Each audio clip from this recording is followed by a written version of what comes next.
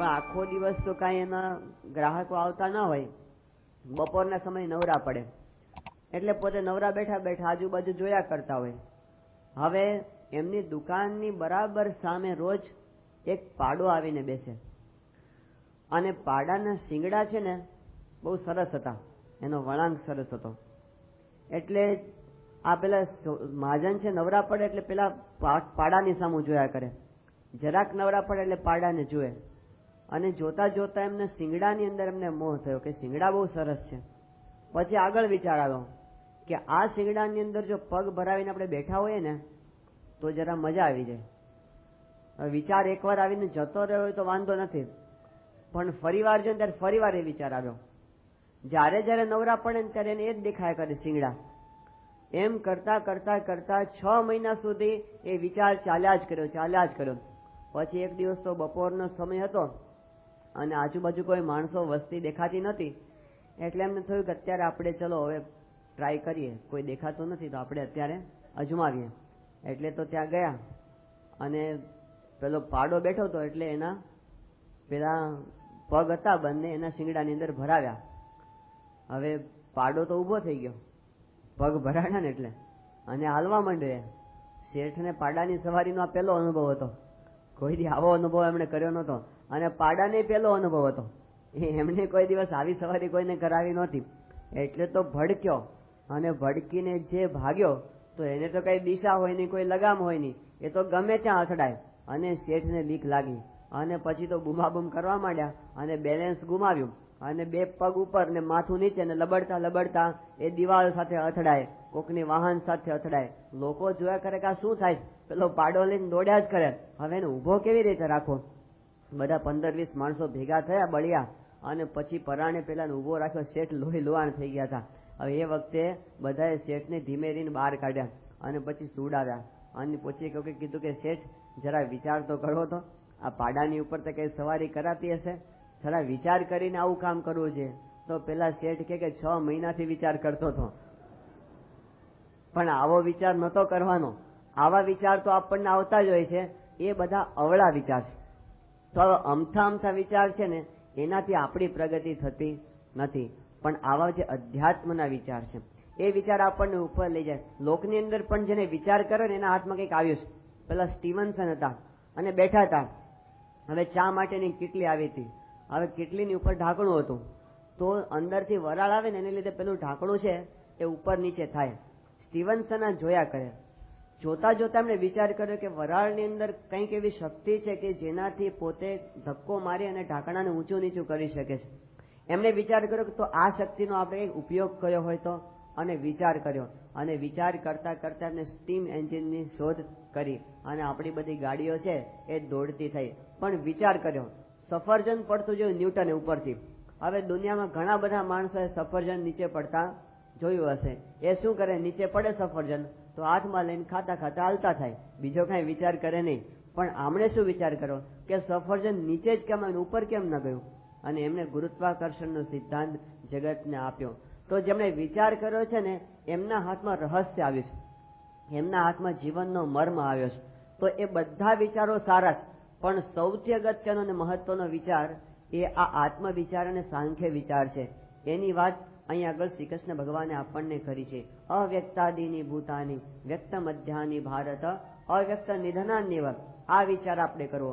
ગુણાતીતાનંદ સ્વામીએ એમની વાતોમાં એવું લખ્યું છે કે સાંખ્ય વિચાર તો નિત્ય નિયમ રાખીને કરવો, દરરોજ કરવો. અને સ્વામી કે સાંખ્ય વિના તો અડધો સત્સંગ કહેવાય. એકવાર પ્રમુખ સ્વામી મહારાજ અમદાવાદમાં હતા અને કથા વાર્તામાં સ્વામી કે રોજ 1 કલાક સાંખ્ય વિચાર કરવો. સ્વામી કે સ્વામીને ટાઈમનો કિંમત ખબર છે, એને એમ 1 સેકન્ડનો પોતે ઉપયોગ કરે છે અને 1 કલાક કોને કહેવાય સ્વામીને ખબર છે. પણ છતાં સ્વામીએ શું કીધું કે 1 કલાક રોજ સાંખ્ય વિચાર કરવો. હવે એટલો બધો તો આપણાથી ન થાય, પણ એક વાર તો એવો વિચાર કરવો કે આ જે જગત છે એ નાશવંત છે. એવો વિચાર કરો કે આ દેહ છે એ નાશવંત છે. એ વિચાર અહીં આગળ શ્રીજી મહારાજ શ્રી કૃષ્ણ ભગવાને આપણને આપ્યો છે. એકવાર એક સંત હતા ને, એક ગામને પાદર ઉભા હતા અને બહારથી કોઈ મુસાફર આવ્યો, સાવ નવો આગંતુક હતો. એટલે એમને આવીને પેલા સંત મહાત્માને પૂછ્યું કે મહારાજ આ ગામની વસ્તી કઈ બાજુ છે? એટલે પેલા મહાત્માએ કીધું કઈથી આ જમણી બાજુ સીધા જતા રહો, ત્યાં ગામની વસ્તી આવશે. એટલે પેલા મુસાફર હતો એ તો ત્યાં ગયો, પણ 5 મિનિટમાં પાછો આવ્યો અને આવીને કે મહારાજ સાધુ થઈને ખોટું શું બોલો છો? આ જમણી બાજુ તમે મને મોકલ્યો, ત્યાં ક્યાં ગામની વસ્તી છે? ત્યાં તો સ્મશાન છે અને ગામની વસ્તી તો આ ડાબી બાજુના રસ્તે જાય છે. તો પેલા સંત મહાત્મા હતા એમણે કીધું કે જો ભાઈ હું ખોટું નથી બોલતો, સાવ સાચું કહું છું. કે ક્યાં સાચું કહો છો? તમે તો મને ખોટી દિશામાં મોકલી દીધો. પેલા સાધુ કે આ ડાબી બાજુ જે બધા મકાન દેખાય છે અને સોસાયટી ને બધું દેખાય છે એ તો એ લોકોનું ટેમ્પરરી નિવાસ સ્થાન છે. પરમેનન્ટ તો આ બાજુ છે. એ બધા આ બાજુ ધીમે ધીમે આવવાના છે. 40-50 વર્ષની રહેશે પછી બધાને અહીં એકવાર આવવાનું છે. તો એકવાર આપણે બધાએ શરીર મૂકીને જવાનું છે. આ દ્રષ્ટિ આપણને સંત આપે છે અને એ વિચાર જો હોય તો પછી આપણને મુમુક્ષુતા સહેજે ઉદય થાય. જનક રાજા હતા, રાજ્યમાં રહેતા હતા, બધો જ વ્યવહાર કરતા હતા, છતાં પણ જનક રાજાને નિત્ય વિચાર રહેતો હતો કે મારે આ દેહ મૂકીને એકવાર જવાનું છે. એમને સતત કાળનો ભય લાગ્યા કરતો. એટલા માટે એ સંસારમાં રહેવા છતાં વિદેહી કહેવાતા હતા. કોઈ જગ્યાએ બંધન નહીં. પેલા 2 બ્રાહ્મણ કુમારો હતા એકવાર એમના રાજ્યના, અને કાશી અભ્યાસ કરવા માટે ગયા. બહુ શાસ્ત્રો ભણ્યા અને ભણીને પાછા આવતા હતા. એ વખતે મિથિલા નગરી આવી. એ વખતે બંનેને વિચાર આવ્યો કે આ જનક રાજા છે એ તો રાજ્યમાં રહેશે અને દિવસ રાત વ્યવહાર કરે છે, તો પછી એને વિદેહી કેવી રીતે કહેવાય? વિદેહી તો એને કહેવાય કે જે સંસારનો ત્યાગ કરી દે અને જંગલમાં જઈને રહેવા માંડે. એટલે એમણે કીધું કે આપણે જઈને જનક રાજાને આપણે એમને પ્રશ્ન પૂછીએ. બંને જનકના દરબારમાં આવ્યા. પંડિતો આવ્યા એટલે જનકે બંનેનું સ્વાગત કર્યું અને પછી પૂછ્યું કે બોલો બ્રાહ્મણો, કઈક અપેક્ષા છે મારી પાસેથી? શેના માટે તમે આવ્યા છો? એ વખતે પેલા બ્રાહ્મણોએ કીધું કે મહારાજ, અમને મનમાં એક પ્રશ્ન ઉભો થયો છે. જનક રાજે કે બોલો, શું પ્રશ્ન છે? એટલે પેલા એ પ્રશ્ન પૂછ્યો કે મહારાજ, તમે તો રાજ્યમાં રહો છો અને આટલો બધો વ્યવહાર કરો છો, તો તમને વિદેહી કેમ કહેવામાં આવે છે? તમે વ્યવહારમાં રહ્યા છતાં પણ વિદેહી કઈ રીતે કહેવાઓ છો? જનક રાજે પ્રશ્ન સાંભળ્યો ને તરત જ હુકમ આપી દીધો કે આવતીકાલે બંને જણને ફાંસીએ ચડાવી દેજો. પેલા બંનેને થયું કે આ પ્રશ્ન આપણે આમને ક્યાં પૂછો? રાજા વાજાને વાંદરા. હવે એમને ગમે તે સૂજ્યું અને પ્રશ્ન પૂછો. એમણે કીધું મહારાજ અમારા જવાબ નથી જોતો. રાજા કે ના, હવે તો ફાંસીને માછલી ચડાવવાના જ છે. અને બંનેને હુકમ આપી દીધો. સાથે બીજો હુકમ આપી દીધો કે આવતીકાલે સવારે ફાંસીના માછલી ચડાવો છો તો આ તો એની છેલ્લી રાત છે. એટલે આજની રાત છે ને મારા મહેલમાં એ લોકોને સુવાનું અને મારા જેવી ફેસિલિટીઝ 1 દિવસ માટે એ લોકોને આપો. એમ કરીને જનક રાજાએ હુકમ કરી દીધો. એટલે બંનેને રાજાના મહેલની અંદર લઈ ગયા અને સાંજનો સમય હતો. એટલે બંનેને કીધું કે બોલો આજ તમે શું જમશો? તમે કોઈ મેનુ તમને બનાવી દે. પેલા કીધું કે અમને ભૂખ જ નથી, હવે અમને તો મોત દેખાય છે. પણ સરસ મજાના 32 પ્રકારના પકવાનને ભેગા કર્યા. સરસ મજાનું સંગીત વાગતું હતું અને સરસ મજાના આસનો ઢાળેલા હતા સોનાના, અને એની ઉપર અમને બેસાડ્યા અને સામે કંચન થાળની અંદર 32 પ્રકારની વાનગીઓ પીરસવામાં આવી અને પંખા નાખતા જાય દાસ દાસીઓ અને બધા કે મહારાજ જમો જમો. પણ કઈ જમાય? એ મોઢામાં ગળા નીચે કોળીઓ ઉતરે. માંડ માંડ કરીને ખાધું ન ખાધું ઉભા થઈ ગયા અને પછી જનકના બેડરૂમમાં લઈ ગયા. જનક રાજાના બેડરૂમમાં, અને એનો સરસ મજાનો પલંગ, રાજાનો પલંગ, એમાં કઈ ખામી હોય એની અંદર કીધું કે હવે આની અંદર તમે પોઢો. અને એની અંદર એમને સુડાવ્યા અને બાજુ બધા સેવકો છે પંખા નાખે, પણ ઊંઘ આવે? આખી રાત પડખા ઘસ્યા. એમને તો પેલો માછડો દેખાય અને ફાંસી દેખાય. 1 રાત છે, છેલ્લી રાત છે, હવે તો મરવાનું નક્કી છે. ઊંઘ ના આવી. સવાર પડી એટલે પછી એમને ત્યાં સરસ મજાનો જનક રાજાનો બાથરૂમ હતો. ત્યાં આગળ બધા સેવકોએ સ્નાન કરાવ્યું, સારા વસ્ત્રો પહેરાવ્યા અને પછી જનકના દરબારમાં લઈ ગયા. બંને ફફડતા ફફડતા ધ્રુજતા ધ્રુજતા ગયા કે પતી ગયું, હવે તો 1 કલાક આપણે જીવવાનું બાકી છે. અને જ્યાં જનકના દરબારમાં આવ્યા અને જનકે કીધું કે મેં તમારા પર થોડી દયા કરી છે. તમને ફાંસીમાં ચડાવી દેવાના હતા, પણ દયા એટલી કરી છે કે 1 ચાન્સ તમને જીવવાનો છે. પેલા ખુશ થઈ ગયા કે કો શું વાત છે? જનકે કીધું કે તમારા બંનેના હાથની અંદર તેલથી ભરેલા 2 પાત્રો આપવામાં આવશે, છલોછલ ભરેલા હશે. તમારે એ પાત્ર લઈ અને આખા નગરની મુખ્ય બજારમાંથી પસાર થઈને અહીંયા પાછા આવવાનું. પણ શરત એટલી છે કે તમે નગરમાં ફરીને આવો ને એ દરમિયાન તમારા પાત્રમાંથી તેલનું એક પણ ટીપું નીચે પડવું જોઈએ નહીં. તમારી બંને બાજુ ખુલ્લી તલવાર રાખીને બે માણસો ઉભા હશે. જો એક પણ ટીપું નીચે પડશે તો ત્યાં તે તમારું ડોકું ઉડાડી દેશે. જો તમે ફરીને પાછા આવો અને એક પણ ટીપું ન પડે તો તમે છૂટા, તો તમને સજા કરવામાં નહીં આવે. પેલા બંને ચલો એક ચાન્સ તો છે, કદાચ બચી જવાય, એટલે એમ તૈયાર થઈ ગયા અને બંનેને પાત્ર આપી દીધા અને બંને એકાગ્રતાથી એકદમ. જનક રાજાએ રાજ્યમાં હુકમ આપી દીધો કે આખા રાજ્યની બધી બજારો શણગારો અને આખા રાજ્યની અંદર એક એક જગ્યાનું સ્વાગત કરો, બેન્ડ વાજા વગાડો. અને પછી બંનેને પસાર કર્યા. જાત જાતના બેન્ડ વાજા વાગે અને આખી બજારો શણગારેલી. પણ આને તો શું દેખાતું હતું, પેલું પાત્ર જો એક ટીપું પડ્યું ને તો મર્યા, એકે ટીપું પડ્યું તો મર્યા. અને આખી બજારમાંથી પસાર થઈ અને પાછા આવ્યા, એક પણ ટીપું નીચે પડવા દીધું નહીં. અને હાશ હવે છૂટ્યા એમ કહીને પોતે જવા માટે તૈયાર થયા કે મહારાજ હવે અમને રજા આપો, અમે જઈએ. જનકભાઈ કે પણ તમારા પ્રશ્નનો જવાબ, એ કે અમારા જવાબ જોઈતો જ નથી, હવે અમને જવા દો. જનક રાજા કે આ તો મેં તમારા પ્રશ્નનો જવાબ આપ્યો. પેલા કે આવો તો કઈ જવાબ હતો હશે, આમાં શું જવાબ આપ્યો? જનક કેમ કે પેલા હું પ્રશ્ન પૂછ્યો એનો જવાબ તમે આપો. પેલા કે બોલો લો. જનક કે ગઈકાલે રાત્રે તમે શું જમ્યા હતા, જરા વર્ણન કરો તો, શું ખાવામાં હતું? એ કે મહારાજ કઈ ખબર જ નથી, શું ખાધું ને અમને ખબર જ નથી, અમને તો ફાંસી જ દેખાતી હતી. જનક કે કઈ વાંધો નહીં, રાત્રે તમે મારા પલંગની અંદર સૂતા ને તો આખી રાત કેવી સરસ ઊંઘ આવી હતી, એનું જરા વર્ણન કરો તો. એ કે મહારાજ એક સેકન્ડ ઝોકું આવ્યું નથી, આખી રાત જાગ્યા છીએ અમે. કઈ વાંધો નહીં. હવે ત્રીજો પ્રશ્ન હું પૂછું કે આ નગરમાં તમે બધે ફરીને આવ્યા તો નગરની શોભાનું વર્ણન જરા કરો. તમે તો સાહિત્ય ભણીને આવ્યા છો એટલે તમને તો વર્ણન કરતા ફાવે, તો આખા નગરની અંદર કેવી શોભા હતી એનું થોડું વર્ણન કરો તમે. પેલા કે ખબર જ નથી શું શોભા હતી, અમને તો તલવારની ધાર દેખાતી હતી અને તેલનું પાત્ર, બાકી બીજું કાંઈ અમને દેખાતું નહોતું. જનક કે બસ તમને એક દિવસ માટે જેવું થયું ને એવું મને કાયમ માટે રહેશે. હું કાયમ માટે એવો વિચાર કરું છું કે મૃત્યુ મારી સામે છે અને એટલે આટલા બધા રાજ્યના વૈભવ ભોગવવા છતાં પણ મને ક્યાંય એની અંદર બંધન થતું નથી. તો શ્રીજી મહારાજે આ વિચાર આપણને આપ્યો છે, સાંખ્ય વિચાર, કે નિત્ય એવો વિચાર કરવો કે એક દિવસ આ બધું છોડીને જવાનું છે. જેમ નિષ્કાળ સ્વામી ગાયું છે કે કરો રે ઉપાય હવે એહનો ડોળી દેશ વિદેશજી, કોઈ રે ઉગારે મુને કાળથી તેને સોંપું આ શિષ્યજી. આઠે પોર એક જ વિચાર રહ્યા કરે કે કોક મને કાળ થકી બચાવે, એને માથું અર્પણ કરી દઉં. તો કાળનો ભય આપણી ઉપર છે, એને યાદ રાખવો અને એને નજર સમક્ષ રાખવો ને એ સાધના છે. ઘણી વખત લોકો એમ વિચારે કે આવો જે સાંખ્યનો વિચાર કરવો એને લોકો અશુભ ગણે. એ અશુભ નથી, એ શુભ વિચાર છે અને એમાંથી આપણા જીવનની ઉન્નતિ થાય છે જો મૃત્યુ આપણી નજર સમક્ષ આપણે જોયા કરીએ તો. કારણ કે જે આવવાનું છે તો આવવાનું છે. જો આપણે શાહમૃગ વૃત્તિ રાખીએ, શાહમૃગ કોને કહેવાય?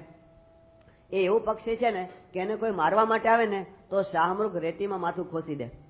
એટલા માટે કે એવું સમજે કે મને મારો શત્રુ દેખાતો નથી એટલે શત્રુને પણ હું નહીં દેખાતો એમ માનીને રેતીમાં માથું ખોસી દે. હવે પેલાનું તો દેખાય જ છે, એ તો મારી જ નાખવાનો છે ને. એમ આપણને છે ને આ મરવાનો વિચાર આવે ને આપણે રેતીમાં માથું ખોસી દઈએ, એવો વિચાર કરાય નહીં. પણ એવો વિચાર જ કરવાનો છે, ગીતા સમજાવે છે આપણને. શ્રીજી મહારાજે વચનામૃતની અંદર એવી વાત કરી કે ભગવાનના ભક્તિનો તો એવો વિચાર રાખવો કે આ ઘડીને આ ક્ષણની અંદર મરી જવાનું છે. બસ આ ઘડી અને આ ક્ષણની અંદર આ દેહ મૂકીને જતા રહેવું છે, એવો વિચાર નિરંતર રાખવો. અને તો એવો વિચાર જો હોય તો ભગવાનની અંદર આપણી વૃત્તિ નિરંતર રહ્યા કરે. તો શ્રીજી મહારાજે અને શ્રી કૃષ્ણ ભગવાને આપણને આ જગ્યાએ આ શ્લોકની અંદર આ સમજાવ્યું છે કે આપણે એવો વિચાર કરવો કે આ ઘડીએ, નહીતર આપણને હજી તો ઘણી બધી વાર છે. કીર્તનમાં લખ્યું છે ને કે આજે ભજશું કાલે ભજશું, આ તે ભજશું, ઉતાવળ શું છે? હજી તો ઘણી બધી જિંદગી બાકી છે. પણ એવું નથી, ક્ષણે ક્ષણે આપણી આવરદા ઓછી થતી જાય છે. નારણદાસ કવિએ પોતે વાત કરી છે કે જન્મ્યા ત્યાંથી જરૂર જાણો મરવાનું છે માથે જે, આવ્યા ત્યારે શું લાવ્યા ને શું લઈ જાવું સાથે જે, સવાર થાય ને સાંજ પડે છે દિન ઉપર દિન જાય જે, આજ કાલ કરતા આવરદા જોને ઓછી થાય જે, એક જન્મે ને એક મરે છે સ્થિર નથી કોઈ ઠરવા જે, મરી ગયા તે જન્મ ધરે ને જન્મ ધરે તે મરવાજી. આજનું વિજ્ઞાન એવું કહે છે કે આ પૃથ્વી પર કોઈ પણ જગ્યાએ જઈને તમે ઉભા રહેશો ને, તમારા પગ નીચે 10-10 માણસની લાશો દટાઈને પડી છે. એટલા બધા પૃથ્વી પરથી મરી ગયા છે. તો આપણે એના ઉપર જ ઉભા છે. આ મૃત્યુલોકની અંદર ઉભા છે એટલે મૃત્યુલોકમાં મૃત્યુ નિશ્ચિત જ છે. તો આપણું પણ એક વખત આવું થવાનું છે. ગુણાતીતાનંદ સ્વામીએ વાતોમાં લખ્યું કે આ કાળવો નદી છે જુનાગઢમાં, કાળવો છે ત્યાં નદીનું નામ. તો સ્વામી કે આ કાળવાને કાંઠે હજારો મળદા બાળી નાખ્યા છે, પણ એની રેતી છે ને, એની જે જમીન એ એક વેત અદ્ધર આવી નથી. એ બધું ધૂળનું ધૂળમાં સમાઈ ગયું. તો આપણું આ શરીર ગમે એટલું આપણે સાચવતા હશું, પણ એકવાર એની પણ રાખ થવાની છે. આ સાંખ્ય વિચાર છે અને એ આપણને સમજાવે છે. સાયન્સ તો હવે એવું સમજાવે છે કે આપણે મરીએ ત્યારે તો આપણા શરીરનો નાશ થાય છે, પણ ક્ષણે ક્ષણે આપણા શરીરનો નાશ થાય છે. ક્ષણે ક્ષણે આપણા શરીરના કોષોનો સતત નાશ થયા જ કરે છે. કે છે કે સ્ટમકની અંદરની જે લાઇનિંગ છે ને, 1 અઠવાડિયાની અંદર આખી બદલાઈ જાય છે. અને આપણું જે લીવર છે 6 મહિનામાં આખું લીવર બદલાઈ જાય છે. જૂના કોષ બધા નાશ પામી જાય અને બધા નવા આવે છે. અને 1 વર્ષની અંદર આપણા શરીરના 98% કોષો નાશ પામી જાય છે અને નવા આવે છે. અને કહે છે કે 5 વર્ષની અંદર તો આપણા શરીરના તમામ કોષો બદલાઈ જાય છે. ડોક્ટર લોરી ડોસીએ પોતે વાત કરી છે કે do you believe that you did not exist 5 years ago? 5 વર્ષ પહેલા તમે હતા જ નહીં. 5 વર્ષ પહેલાનું આપણું જે શરીર હતું ને અત્યારે નથી. બધા જ શરીરના કોષો બદલાઈ ગયા છે, પણ પેટર્ન એક સરખી છે ને આપણા રંગસૂત્રોની, એટલે આપણને ખબર પડતી નથી કે એના એ જ ભાઈ છે, પણ એના એ ભાઈ રહેતા નથી. શરીરના બધા કોષો બદલાયા કરે છે અને અંતે તો એ બધું નાશ થાય જ છે. એટલા માટે લખ્યું કે કલ તક જો તન કે ફિરતે થે અપની શાન ઓ શૌકત પર, શમ્મા તક નહીં જલતી આજ ઉનકી તુરબત પર. મોટા મોટા શહેનશાહો હતા, મહારાજાઓ થયા બધા, કે એક વખત એ શહેનશાહો રસ્તા ઉપરથી પસાર થાય ને તો એના નામની છડીઓ પોકારાતી હતી. આમ એ રસ્તા ઉપરથી પસાર થાય ને તો આમ રોશનીઓ થઈ જતી હતી. એના માટે એ પસાર થાય તો રસ્તા ઉપર લાલ જાજમો પથરાઈ જતી હતી. કલ તક જો તન કે ફિરતે થે અપની શાન ઓ શૌકત પર, શમ્મા તક નહીં જલતી આજ ઉનકી તુરબત પર. તુરબત એટલે કબર. આજ એમની કબર પર કોઈ દીવો કરવા પણ જનાર નથી. તો મોટા મોટા રાજ્ય મૂકીને જતા રહ્યા, મોટા મોટા શહેનશાહો આવી રીતે પોતાની જાહો જલાલી મૂકીને જતા રહ્યા. ક્યાં ગયો કુળ રાવણ તણું અને સગર સુત 60,000જી, ન રહ્યું નાણું રાજા નંદનું સર્વે સુપન વ્યવહારજી. સપના જેવો આ વ્યવહાર છે, સપના જેવો આ સંસાર છે. જેમ આપણને સપનાની અંદર 1 કલાકનું સપનું આવે તો આપણે સપનામાં તો બધું સાચું જ માનતા હોઈએ કે આ મારો વૈભવ છે, આ મારું ઘર છે, આ મારા સગા સંબંધી છે અને મને આ લોટરી લાગી લાખ રૂપિયાની. પણ સપનું પૂરું થાય એટલે બધું જ જતું રહેશે. એમ પેલું 1 મહિનાનું 1 કલાકનું સપનું છે અને આ 50-60 વર્ષનું સપનું છે. બાકી છે તો સપનું જ. એ સપનું જો સમજાય છે તો પછી સપનાની સમૃદ્ધિમાં આપણને બંધન થાય નહીં. તો સાંખ્ય વિચાર એવો વિચાર છે ને આપણને બધા બંધનથી મુક્ત કરી દે. આપણને કોઈ જગ્યાએ ત્યાં આગળ આસક્તિ થાય નહીં. જગતની અંદર મોટા મોટા રુદ્ર મહાલય જેવા મોટા મોટા સ્મારકો, એક વખત આખા ગુજરાતની અંદર રુદ્ર મહાલયનું નામ હતું, આજે ખંડેર થઈ ગયું. તો જગતની અંદર બધું નાશવંત. ત્યાં આગળ ધર્મપુરની અંદર કુશળ કુંવરબાનો મહેલ છે. શ્રીજી મહારાજ એ સ્થાને પધારેલા. આપણે બધાએ પ્રસાદીના સ્થાને દર્શને જઈએ છીએ તો એક વખત તો ત્યાં આગળ કચેરીઓ ભરાતી હતી અને હજારો માણસો ત્યાં આગળ બેસતા હતા. પણ એ જગ્યાએ રુદ્ર મહાલયની જગ્યાએ આજે એ વખતે જે ધર્મપુરનો મહેલ હતો ને, અત્યારે આપણે ત્યાં જઈને સાવ ખંડેર છે. સાવ જમીન દોસ્ત થઈ ગયો છે આખો મહેલ. એ જગ્યાએ કંઈ દેખાતું નથી. હડપ્પાની સંસ્કૃતિ અને મોહેન્જોદડોની સંસ્કૃતિ અને લોથલની સંસ્કૃતિ, હવે એક વખત તો કેટલી ભવ્ય સંસ્કૃતિ એ વખતે ગણાતી હતી, પણ અત્યારે જોઈએ છે જમીનમાં બધું જ દટાઈ ગયું, કંઈ બાકી રહ્યું નથી. તો આપણને ગીતા એ સમજાવે છે કે અવ્યક્તાદિની ભૂતાની વ્યક્ત મધ્યાની. અત્યારે આપણે બેઠા છીએ, આપણે જો વિચાર કરીએ તો ખ્યાલ આવે. ગુણાતીતાનંદ સ્વામી શું સમજાવ્યું કે આપણા મોઢામાં જે દાંત છે ને એમાં નીચેના દાંત છે સાંબેલા છે અને ઉપરના છે ને ખાંડણિયા છે. સ્વામી કે આવું ક્યારે વિચાર કર્યો છે? જો વિચાર કરે તો આપણને ખબર નથી પડતી. સાંબેલું કોને કહેવાય? જે ખાંડે ને સાંબેલું કહેવાય. અને ખાંડણિયું કોને કહેવાય? જે પાત્ર હોય તે. તો સામાન્ય રીતે ઉપરથી નીચે ખાંડણિયું આવે ને, સાંબેલું આવે ને, પણ ગુણાતીતાનંદ સ્વામી કે આપણા દાંતની અંદર ઊંધું છે, નીચેથી ઉપર જાય છે. સાંબેલું નીચે છે અને ખાંડણ છે એ ઉપર છે.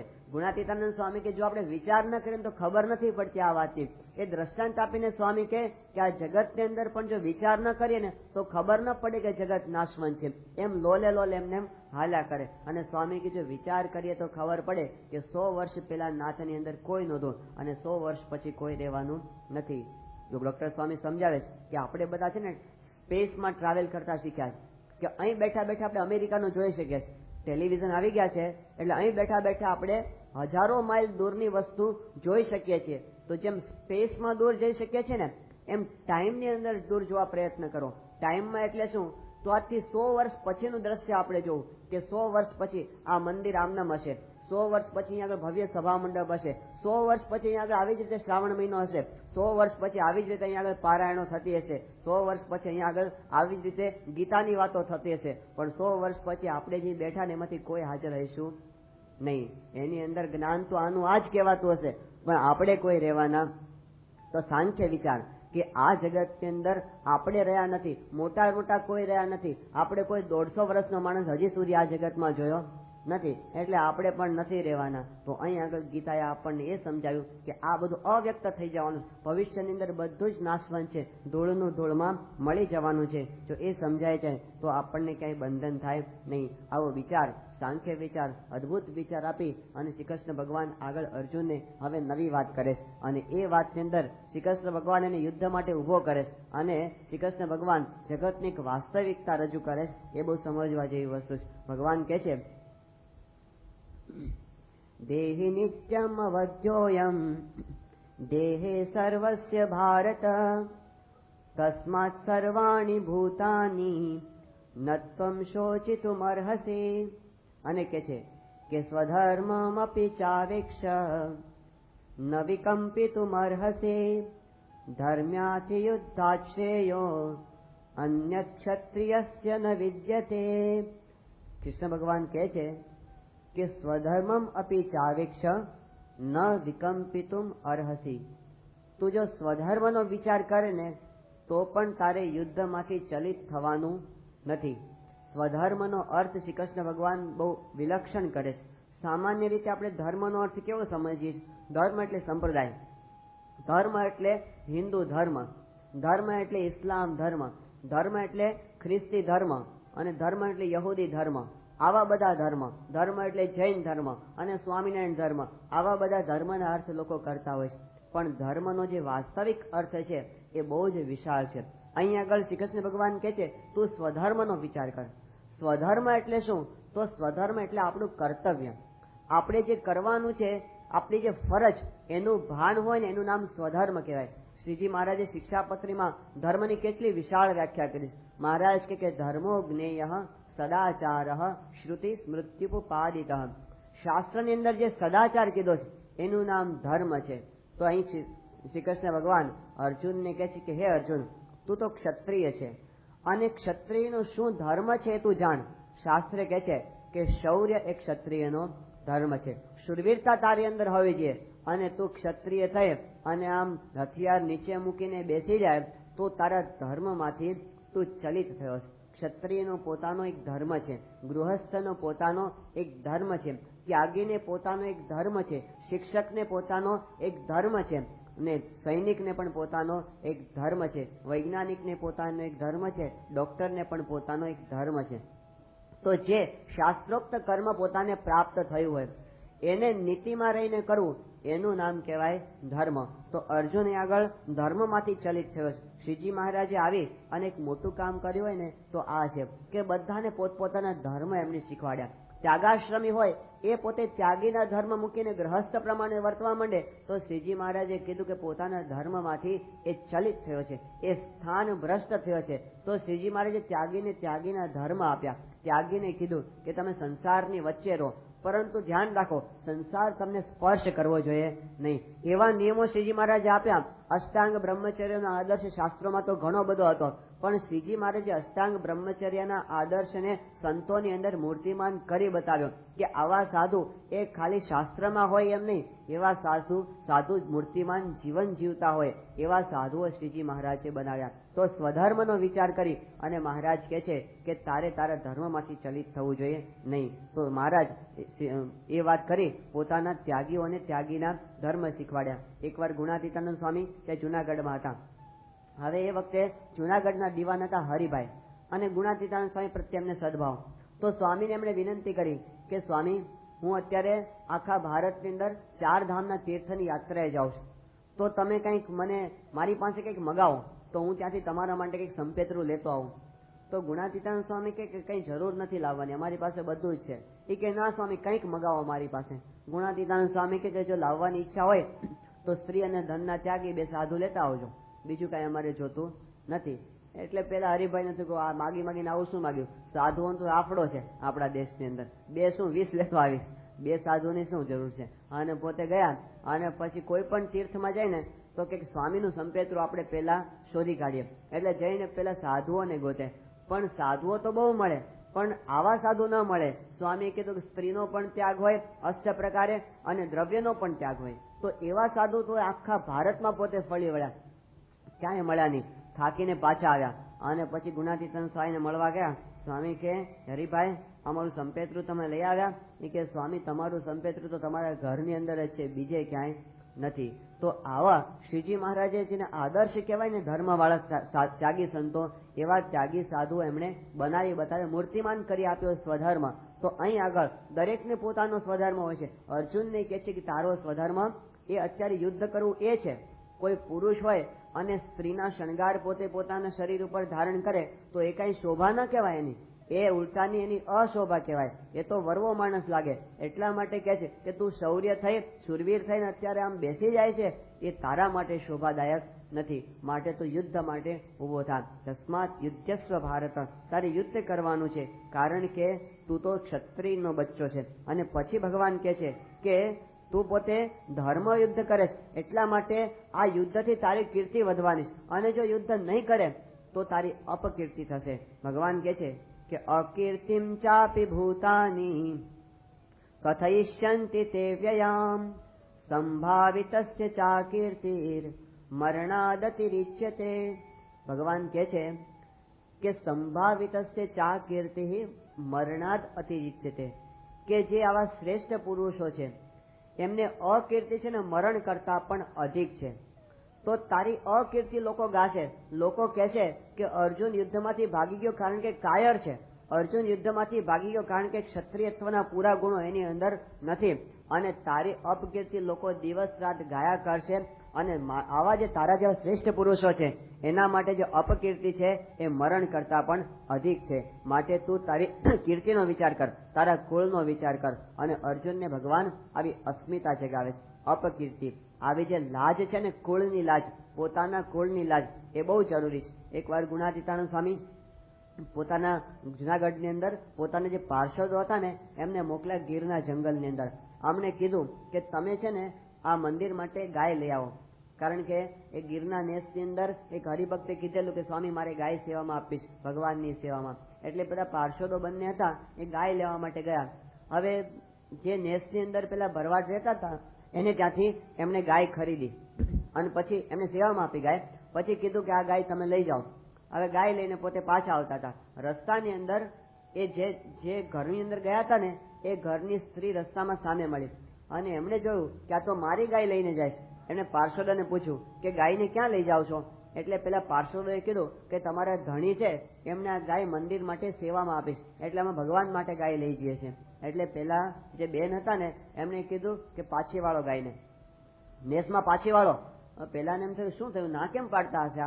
પણ પેલી બાઈએ કીધું એટલે ગાયને પાછી વાળી અને પોતાની નેસ આગળ લઈ આવ્યા અને ગાયને ફરીવાર ખીલે બાંધી પેલી બાઈએ અને પછી ઘરની અંદર ગઈ અને અંદરથી કંકુ લઈ આવી, ચોખા લઈ આવી અને આરતી લઈ આવી અને પછી ગાયનું પૂજન કર્યું, આરતી ઉતારી અને પછી ખોળો વાળી અને ગાયને પગે લાગી પેલી બાઈ અને પછી હાથ જોડીને કીધું કે માવડી તું મંદિરની અંદર જાય છે પણ જોજે આપણા જોકની લાજ તું રાખજે, કોઈ દિવસ તું નોચણું માંગીશ નહીં, કોઈ દિવસ માથું મારીશ નહીં અને ટાણે કટાણે પણ ક્યારેય જો કોઈ માગે ને દૂધ તો તું દૂધ કાઢીને આપજે, ના ક્યારેય પાડીશ નહીં. અને એમણે પોતાની ગાય છે એ રીતે મોકલી. જ્યારે પેલી ગાય આવી અને પાર્ષદો ગુણાતીતાનંદ સ્વામી પાસે ગયા અને સ્વામીને વાત કરી કે સ્વામી, અમે નેસની અંદર ગાય લેવા ગયા હતા ને, તો અમને પેલી બાઈ હતી ને જે નેસની, એને ગાયને પગે લાગી અને એવું કીધું કે આપણા જોકની તું લાજ રાખજે. ત્યાં આગળ ગુણાતીતાનંદ સ્વામી ખુશ થઈ ગયા. એમણે કીધું કે સાંભળો ભાઈઓ, આ ભરવાડને પણ પોતાના જોકની એક લાજ હોય છે, કે આપણા જોકની લાજ આપણો પશુ રાખે એમ આપણી પણ ગુણાતીત જોક છે. આપણે પણ ગુણાતીતના સંતાનો છીએ, ભગવાનના ભક્તો છીએ, તો આપણી જોકની લાજ રાખવી, પોતાની જોકની લાજ. પોતે કોના છે? આપણા દેશની લાજ આપણને હોય, આપણા ધર્મની આપણને લાજ હોય, આપણા ગુરુની આપણને લાજ હોય ને, તો પછી આપણને ટાણે યાદ આવે કે આપણે કોના સંતાનો છીએ. ઘણી વખત એવું હોય છે કે આપણે ભૂલ કરીએ એને લીધે આપણી લાજ નથી જતી, પણ આપણા ગુરુની લાજ જાય, આપણા ધર્મની લાજ જાય, આપણા દેશની લાજ જાય. ચંદ્ર જેવો રાજા થઈ ગયો કે સત્ય માટે, કેવળ સત્યની પ્રતિષ્ઠા માટે એમણે પોતાનું આખું રાજ્ય જવા દીધું, પોતાના સગા સંબંધીનો ત્યાગ, અરે પોતાની જાતને વેચવા માટે પણ તૈયાર થઈ ગયો. એ સત્યની ભૂમિ, એના આપણે સંતાનો છે. વિશ્વની કોઈ જગ્યાએ, કોઈ દેશની અંદર આવું દ્રષ્ટાંત આપણને હરિશ્ચંદ્ર જેવું મળશે નહીં. તો આપણી ભૂમિ પર આવા રાજાઓ પેલા થઈ ગયા, આપણા પૂર્વજો આવા થઈ ગયા. જે ભૂમિ ઉપર લક્ષ્મણજી જેવા ભક્ત થયા, 14 વર્ષ સુધી એમને પોતાની ભાભીના મોઢા સામું જોયું નથી. આવા સંયમી પુરુષો જે ધરતી પર થયા છીએ એના આપણે સંતાન છીએ.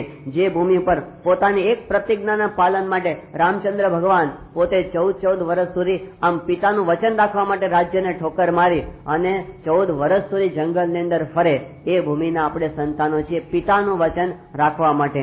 જે ભૂમિ ઉપર કર્ણ અને ભીષ્મ જેવા પુરુષો થઈ ગયા, જે ભલે પોતે અધર્મના પક્ષે કદાચ હતા, પણ પ્રતિજ્ઞાના પાલનમાં પાછા પડ્યા નથી. ભીષ્મની પ્રતિજ્ઞા એ જીવનભર ભીષ્મ પ્રતિજ્ઞા રહી. કર્ણની દાનની પ્રતિજ્ઞા હતી, તો ખબર હતી કે મને મારવા માટે આ કવચ લેવા માટે આવે. કવચ પોતાના પ્રાણના ભોગે પણ વચનને પાળે એવી ભૂમિના આપણે સંતાનો છીએ. સગ્રામ બાગરી જેવો પુરુષ આ સંપ્રદાયની અંદર થયો કે દુકાળનો સમય હતો, દુકાળના સમયે ખાવાના સાંસા હતા, માણસ માણસને મારી નાખે એવી પરિસ્થિતિ હતી. અને એવી પરિસ્થિતિમાં સગ્રામ વાઘરી એની નજર સામે ચાંદીનો તોડો દેખાણો અને પોતે એની પર ધૂળ વાળી દીધી. અને એની પત્ની આવી, એમને કીધું કે તમે શું કર્યું?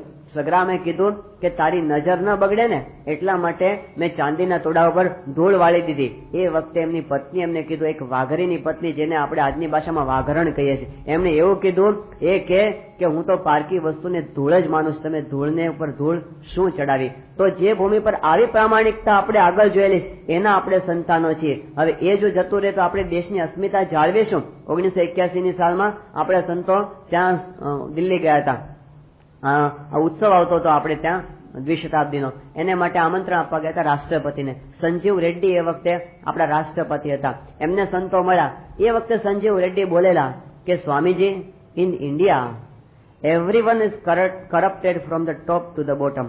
ઉપરથી લઈને નીચે સુધી બધા જ માણસો કરપ્ટેડ છે આપણા ઇન્ડિયાની અંદર. તો ક્યાં ગઈ આપણી ઇન્ડિયાની એ અસ્મિતા? તો આપણા દેશની અસ્મિતા આપણે ચૂકી ગયા. અને પછી દુનિયાની અંદર ધજાગરો થાય એ થાય જ, કારણ કે આપણને આપણા દેશની અસ્મિતા રહી. તો આપણા પૂર્વજોનો વિચાર એમના સામું જો જોઈએ તો આપણને થાય કે આપણે શું કરવા માટે આવ્યા. નૈરોબીની અંદર આપણા બે બંધુઓ છે, હરિભક્તો રહે છે, બંને ભાઈઓ છે. એકનું નામ છે અનિલભાઈ સામાણી, એના ભાઈ છે દિનેશભાઈ સામાણી.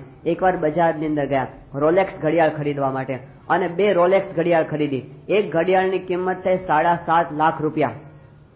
પૈસા ટકે સુખી છે એ લોકો. 7.5 લાખ રૂપિયાની એક એવી 2 રોલેક્સ ઘડિયાળ ખરીદી. અને પછી ઘરે આવ્યા, અને ઘરે આવી અને પેલું પેકિંગ ખોલ્યું તો અંદરથી 2 ને બદલે 3 ઘડિયાળો નીકળી. પેલાની પેકિંગમાં ભૂલ થઈ ગઈ હતી. તરત એ લોકો ઘડિયાળ લઈને પાછી આપવા માટે ગયા અને પેલા મેનેજરને ઘડિયાળ આપી. પેલો ખુશ થઈ ગયો. એમને કીધું કે મારે સ્ટોક મળતો નતો, હું વિચારતો હતો ક્યાં ગઈ. સારું છે તમે આપવા માટે આવ્યા, પણ મને આશ્ચર્ય એ થાય છે કે તમે ઇન્ડિયન થઈને આપવા માટે આવ્યા. ઇન્ડિયન ના આપે એવી છાપ છે ત્યાં આગળ. પણ પહેલા એ કીધું કે અમે ઇન્ડિયન ખરા, પણ પ્રમુખ સ્વામીના ભક્ત છીએ, અમે સ્વામિનારાયણના આશ્રિત છીએ, અમે પડી વસ્તુ કોઈની હાથે નવ ચાલે રાજ, પારકી વસ્તુને હાથ લગાડતા નથી. ત્યારે પેલાને મનમાં કંઈક જુદો આદર થયો સ્વામિનારાયણ સંપ્રદાય પ્રત્યે અને હિન્દુ ધર્મ પ્રત્યે ને ભારત દેશ પ્રત્યે. તો આપણા દેશની લાજ રાખવીને એ આપણા હાથની અંદર છે. એ જો ભૂલી જઈએ, આપણા ધર્મને આપણે ભૂલી જઈએ, તો પછી મહારાજ જે શ્રી કૃષ્ણ ભગવાને કીધું અર્જુને કે તારી અકીર્તિ થશે. આપણી તો અપકીર્તિ થાય, પણ આખા સંપ્રદાયની અપકીર્તિ થાય એ આપણને મોટામાં મોટું નુકસાન છે. 1991ની સાલની અંદર જે યુદ્ધ થયું હતું ગલ્ફ વોર, આપણે જાણીએ છીએ કે આ વિશ્વની અંદર પ્રસિદ્ધ થયું હતું. ઈરાન અને ઈરાકની વચ્ચે એ યુદ્ધ થયું. સદ્દામ હુસેને ઈરાન ઉપર હુમલો કર્યો અને એ વખતે આખા વિશ્વનું ફોકસ એના ઉપર હતું. 17 જાન્યુઆરી અને 1991 ના દિવસે બધા મિત્ર દેશો ભેગા થયા અને બધાએ ભેગા થઈને ઈરાકની ઉપર આક્રમણ ચાલુ કર્યું અને આક્રમણ એવું જબરજસ્ત હતું. પહેલે જ દિવસે 1700-1800 સોર્ટીસ એટલે શું કે આખો વિમાનોનો કાફલો હોય અને બોમ્બાર્ડિંગ કરે પહેલા જ દિવસે, અને બીજા દિવસથી 3-3, 4-4 હજાર સોર્ટીસ એ લોકો જવા દેતા હતા અને કાર્પેટ બોમ્બાર્ડિંગ કર્યા. આમ પાથરતા જ બોમ્બ એને પસાર થાય ને આખી પ્લેનની લાઈન, તો બોમ્બ પાથરતા જેમ કાર્પેટ પાથરતા જાય ને એવી રીતે એવું જબરજસ્ત બોમ્બાર્ડિંગ એ વખતે સદ્દામ હુસેનના દેશ ઉપર ચાલતું હતું. કારણ કે બધા મોટા મોટા દેશ મહાસત્તાઓ બધી ભેગી થઈ ગઈ હતી અને ઈરાક એ વખતે એકલું હતું. હવે એ વખતે એકવાર એવું બન્યું કે અમેરિકાનું એક ફાઇટર પ્લેન હતું અને એની અંદર 2 પાયલોટ હતા અને એ લોકો બોમ્બાર્ડિંગ કરવા માટે ગયા. હવે એ વખતે પેલા લોકોની સ્કડ મિસાઇલ આવી ઈરાકની અને એને આને તોડી નાખ્યું, આના વિમાનને, અને વિમાન ડેમેજ થઈ ગયું અને આ લોકોને લાગ્યું કે હવે તો વિમાન પડવાનું છે. એટલે એ લોકોએ સેફટી લેન્ડિંગ કર્યું, પ્લેનને જવા દીધું અને એ લોકો પેરાશૂટ દ્વારા નીચે ઉતર્યા. હવે અંધારાનો વખત હતો અને નીચે રણ હતું એટલે એ લોકોને હતું કે આપણને કોઈ જોશે નહીં, આપણે ભાગી જઈશું. પણ જેવા અંધારામાં એ લોકો નીચે આવ્યા તો બધા તૈયાર હતા. એ લોકોને ખબર પડી કે 2 માણસો ઉપરથી પેરાશૂટમાં નીચે ઉતર્યા. આજુબાજુ એ લોકો શોધતા હતા ક્યાં પડ્યા અને એમાં બંને પકડાઈ ગયા. તરત એ લોકોને પકડી લીધા, પકડી અને એમને આંખે પાટા બાંધી દીધા.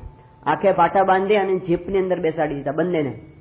હવે પછી એ લોકોએ પોતાના અનુભવની અંદર લખ્યું છે કે જીપમાં બેસાડ્યા પછી 10 કલાક સુધી જીપ ચાલ્યા જ કરી, કઈ દિશામાં લઈ જશે અમને કઈ ખબર જ નહીં, ચાલ્યા જ કર્યું અને પછી એક જગ્યાએ એક બંકરની અંદર અમને લઈ ગયા હોય એવું અમને લાગ્યું.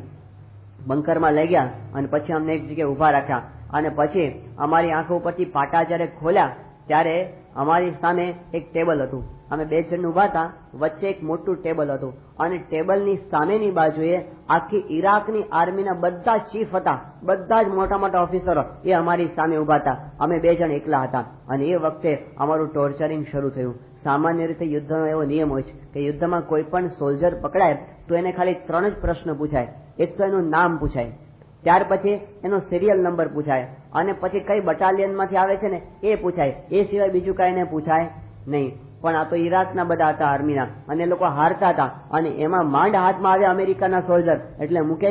પછી એ લોકોનું ટોર્ચરિંગ શરૂ થયું અને જેટલી કઈ રીતે પીડા અપાતી હોય ને બધું આપ્યું કે બોલો તમારો શસ્ત્રોનો ખજાનો શું છે, તમારા આગળના પ્લાનિંગ શું છે, તમને કોણ મોકલે છે અને તમે શું આયોજનો વિચાર્યા. પણ પેલા કઈ જવાબ આપ્યો નહીં. બહુ માર્યા, અધમુવા કરી નાખ્યા એ લોકોને, પણ એ લોકોએ જવાબ આપ્યો નહીં. કરંટ આપ્યો એ લોકોને છતાં પણ જવાબ ના આપ્યો. બરફની પાટ પર સુવાડ્યા, જવાબ આપ્યો નહીં.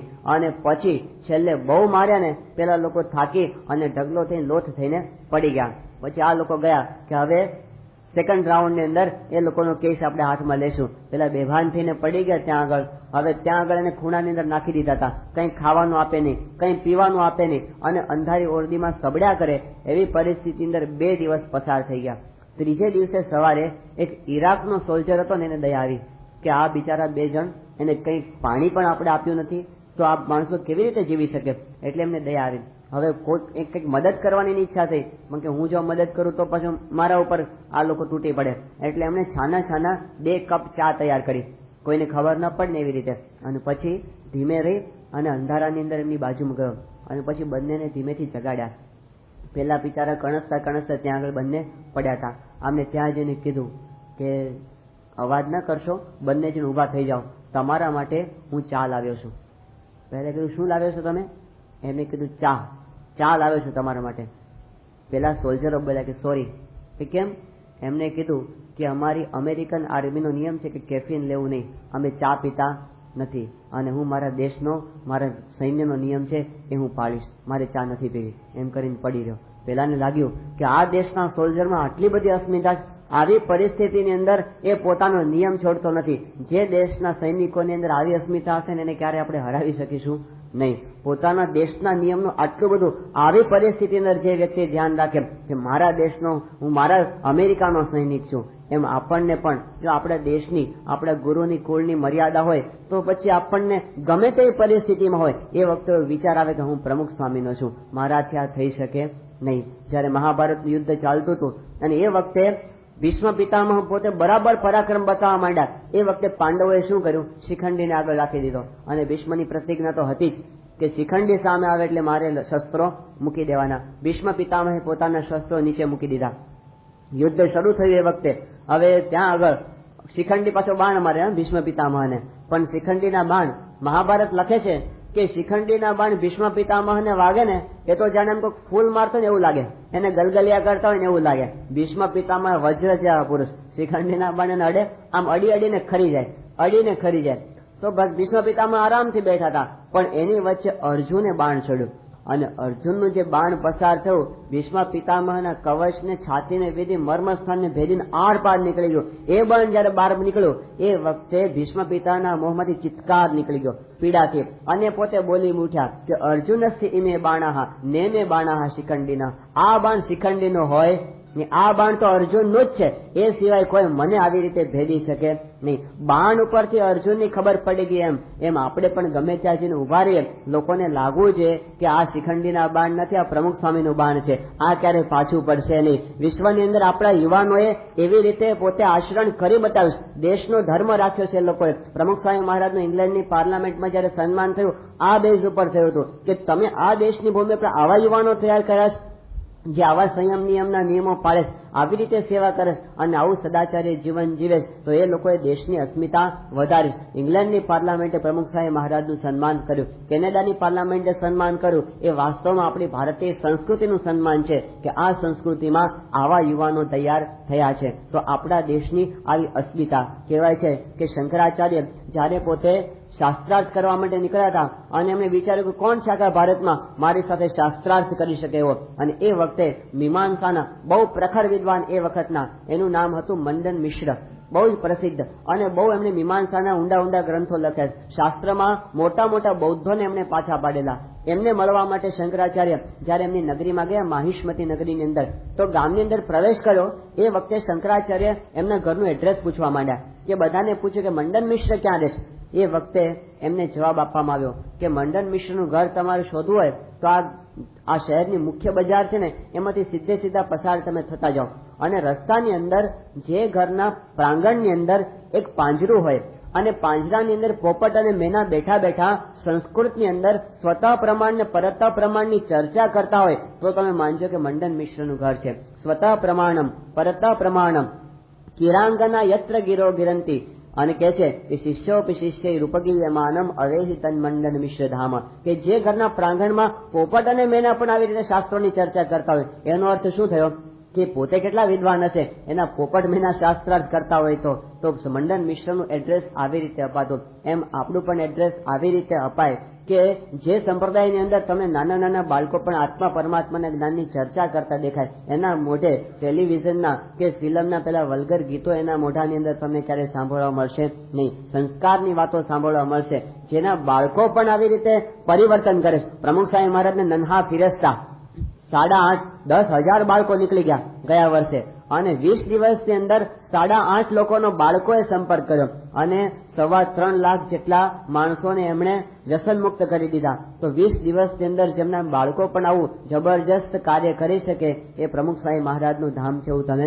સમજો. તો આખા વિશ્વની અંદર સંસ્કારની આવી જ્યોત સ્વામીશ્રીએ પ્રસરાવી, એના આપણે જયારે સંતાન છીએ ત્યારે આપણી પણ ફરજ બને કે આપણા ગુરુની, આપણા ધર્મની એની લાજ આપણે યથાર્થ રૂપમાં પાળી બતાવીએ, એ સિદ્ધ કરી બતાવીએ. તો જયારે સમય આવે ત્યારે આપણી જોકની લાજ છે એ રહેવી જોઈએ. જેમ આપણે ત્યાં તો મોટા મહર્ષિઓ થયા, મોટા રાજાઓ થયા, એ બધાએ આપણને જે વારસો આપ્યો છે એ બધાને જીવન સામું આપણે જોઈએ છે, કેટલું ઉચ્ચ કક્ષાનું જીવન. આવા આદર્શો આપણી સંસ્કૃતિની અંદર છે, તો એ સંસ્કૃતિને સ્વામીશ્રીએ જીવંત રાખવાનું કામ કરી બતાવ્યું છે. બાકી આજનો જમાનો એવો છે કે બહાર તમે જુવાનને ખાલી એટલું કહો કે તું 2 દિવસ માટે ટેલિવિઝન છોડ તો નહીં છોડી શકે, અને કંઈક 1 દિવસ માટે ગરબા છોડ પણ 1 દિવસ માટે પણ છોડી શકે એમ નથી. એ પોતે સાવ માયકાંગલો થઈને બેઠો. તો એવી પરિસ્થિતિની અંદર જે આપણા શાસ્ત્રના ઊંચા આદર્શો, ખાલી વાતો જ નથી કરવાની, એ આપણે જાળવવાનો છે. એ જાળવશે કોણ?